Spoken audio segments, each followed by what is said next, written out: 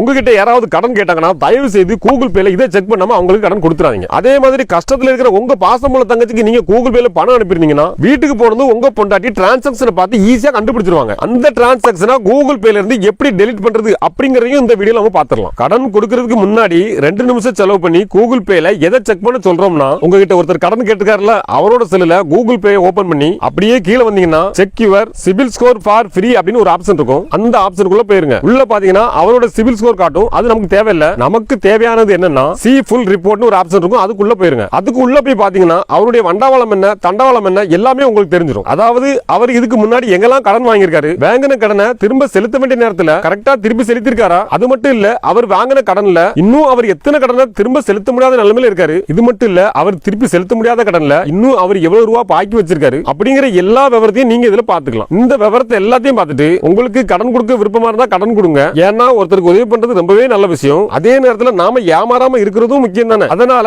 உங்ககிட்ட ஒருத்தர் அவசரத்துக்கு கடன் கேட்டாருன்னா தயவு செய்து 2 நிமிஷம் செலவு பண்ணி இதை செக் பண்ணாம கடன் கொடுக்காதீங்க. ஏன்னா கடன் வாங்குறவங்கள பாதி பேர் இந்த காலத்துல எப்படி இருக்காங்கன்னா, ஃபர்ஸ்ட் ஒருத்தர் கடன் வாங்குவாங்க, அந்த கடனை திருப்பி கொடுக்கிறதுக்கு இன்னொருத்தர் கடன் வாங்குவாங்க. இதே மாதிரி ஒருத்தர் வாங்கி இன்னொருத்தர் கொடுத்துட்டே தான் இருப்பாங்களே தவிர கடனை முழுசா முடிக்க மாட்டாங்க. இப்போ அடுத்ததா கூகுள் பேல இருக்கிற ஒரு குறிப்பிட்ட டிரான்சாக்ஷனை எப்படி டெலிட் பண்றது அப்படிங்கறத பாத்துடலாம். அதுக்கு ஃபர்ஸ்ட் உங்க கூகுள் பேக்குள்ள போயிருங்க. உள்ள கீழ அடியில வந்தீங்கன்னா சி டிரான்சாக்ஷன் ஹிஸ்டரி இருக்கும். அதை தொட்டுருங்க. இதுல நீங்க பண்ணின எல்லா டிரான்சாக்ஷனும் இருக்கும். அதுல நீங்க எந்த டிரான்சாக்ஷன் டெலீட் பண்ணணும்னு நினைக்கிறீங்களோ அது எத்தனை ரூபா, அது என்ன டிரான்சாக்ஷன் அப்படிங்கறத பார்த்து வச்சுக்கோங்க. இப்போ நாம இதுல கூகுள் பே போட்டுருக்கிற அந்த 149 ரூபா டிரான்சாக்ஷனை தான் டெலீட் பண்ண போறோம். அதுக்கு நாம என்ன பண்ணணும்னா கூகுள் பேவோட ஹோம் ஸ்கிரீன்ல மேல டாப்ல ரைட் சைடுல பாத்தீங்கன்னா உங்களுடைய ப்ரொஃபைல் போட்டோ இருக்கும். அதை தொட்டுருங்க. அதுக்குள்ள செட்டிங்ஸ் ஒரு ஆப்ஷன் இருக்கும். அதை தொட்டுருங்க. அதுக்குள்ள பிரைவசி அண்ட் செக்யூரிட்டி அப்படின்னு ஒரு ஆப்ஷன் இருக்கும். அதை தொட்டுருங்க. அதுக்குள்ள டேட்டா அண்ட் பர்சனலைசேஷன் அப்படின்னு ஒரு ஆப்ஷன் இருக்கும். அதை தொட்டுருங்க. அதுக்குள்ள இந்த மாதிரி சின்னதா கூகுள் அக்கவுண்ட் ஒரு ஆப்ஷன் இருக்கும். அதை தொட்டுருங்க. அதுக்கப்புறம் அந்த ஸ்கிரீன்ல அப்படியே கீழே வந்தீங்கன்னா வெரிஃபைன்னு ஒரு ஆப்ஷன் இருக்கும்.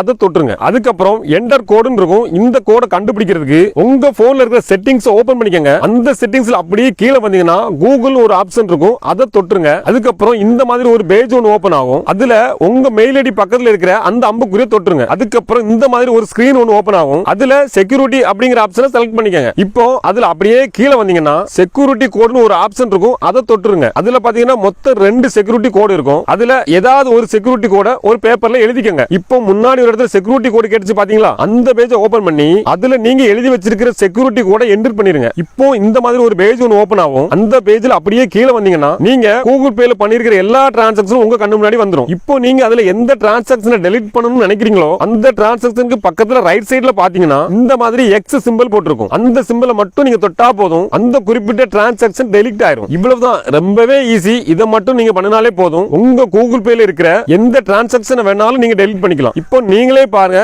நாம டெலீட் பண்ண அந்த குறிப்பிட்ட டிரான்சாக்ஷன் ஹிஸ்டரியில இல்ல.